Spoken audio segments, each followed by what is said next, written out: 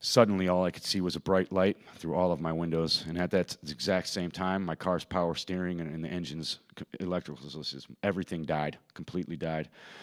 Uh, when, uh, when I exited the vehicle, I rushed towards the front end of the car, believing there was someone pointing a floodlight at us.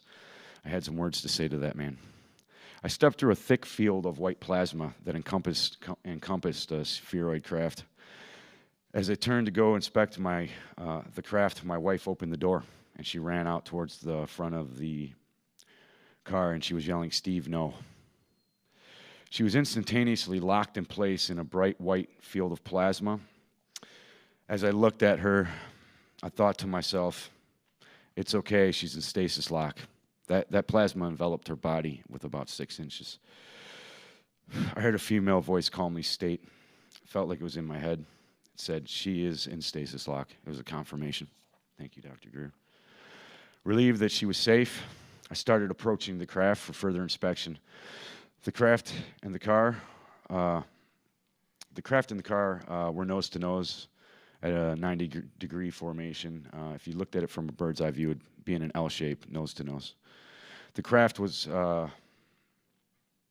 there was a plasma field emitting approximately 12 inches off of the craft inside this white plasma field. The craft seemed about approximately 23 feet long. I stepped forward with my left hand extended and slightly reaching out to it. The craft responded to my movement. This startled me slightly, but I took it and stood still, just in case. By moving back and pivoting the nose away from my hand like a cat or a boxer, and it felt like a cat to me.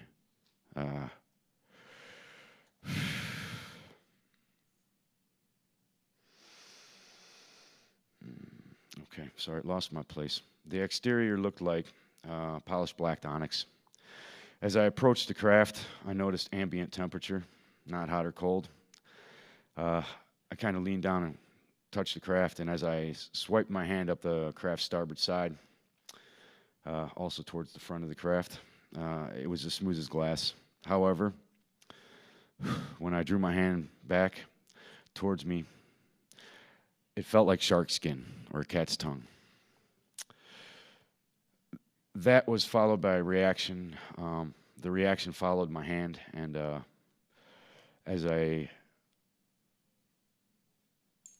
it's slightly off here. So I'm going to have to do this with my hands just to describe it for you. As you can see here in the picture, I put my hand on the craft like this, and I kind of pushed my head forward. I can't do it here because of the mic, but I wanted to swipe my hand up and look at it like I was planing a piece of wood.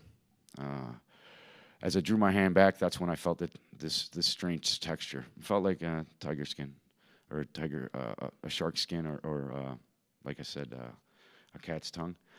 As I drew my hand back, pixels jumped off the craft. They were like micro shavings. I would call it. They resembled graphene or magnetite shavings and nano-sized particles. As I did that, and as I swiped up first, I guess to get back to that, as I swiped up, the craft emitted a tiger stripe pattern up the starboard side of the craft.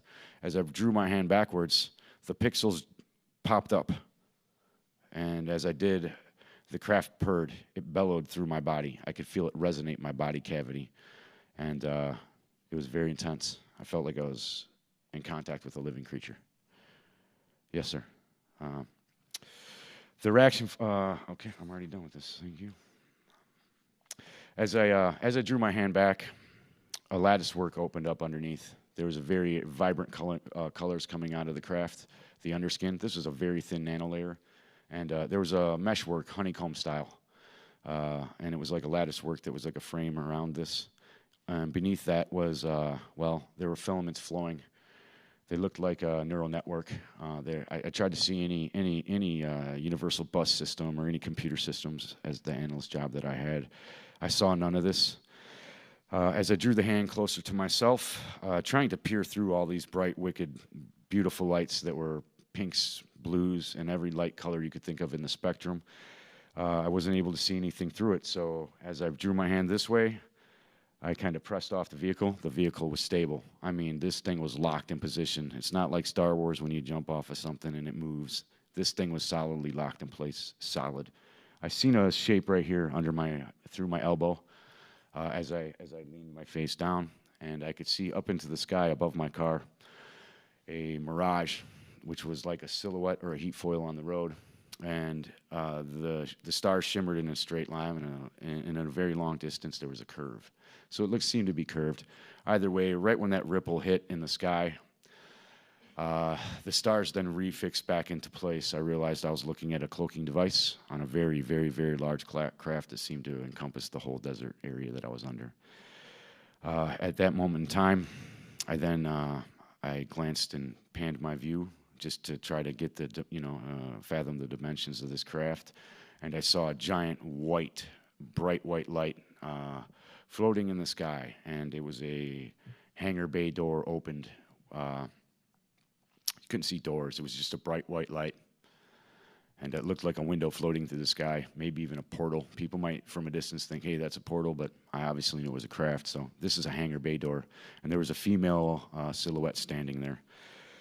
At that moment in time, I heard that same voice, and it said very clearly, you were not supposed to see that you weren't supposed to see it. All of a sudden, I began feeling a thud, thud, thud sound.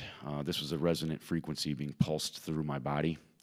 As I felt this, it increased in speed. Thud, thud, thud, thud, thud. It was very rapid. You can see the same type of thing in the movie Interstellar. Very similar when he falls through the black hole. Too similar. Too similar. As this thud resonated in my body, I felt my molecular or my cells, maybe the quantum level of my body, feel like it was being resonated. I felt like maybe I'm going to be microwaved or something to that nature. Either way, I seen some bands coming through. I began lifting up off the ground. My vehicle began lifting with me also. As this happened, my body tipped back, and I could see the underbelly of the craft. You're going to see that design right in front of you. The rectangular shape right in the center there looked like a docking socket for an electrical port. If you're going to take a big male end, this would be the female receiving end for an electrical charger. To skip through that, there were some there's some highlighted parts here, and as you can read them there, I'm going to let you read that for yourself, just for time's sake. However, as this happened, instantaneously, I cued in, and I was flat on my back, and I was staring up at the ceiling, and my vision cued into a very, very bright white light. My vision panned over, and there was my wife flat on her back on a table. It was smaller than the table I was laying on, slightly lowered, and she still had the same exact expression on her face, like she was screaming no. However, she was no longer stuck in the running position. She was flat. As I panned a little more in front of me to kind of gauge where I was at, and this all happened in milliseconds, guys. This was, oh crap, what's happening? So this is a very short encounter here. As I panned over, I saw my vehicle with the right passenger tires end lifted up. I saw some people in some white suits, fully garmented masks with some breathing apparatuses. They were working on the vehicle. Slightly next to that was a strange blue rack that looked like it could have been an automotive rack. Could have had another purpose. That was my quick assumption. Oh, yes, sir.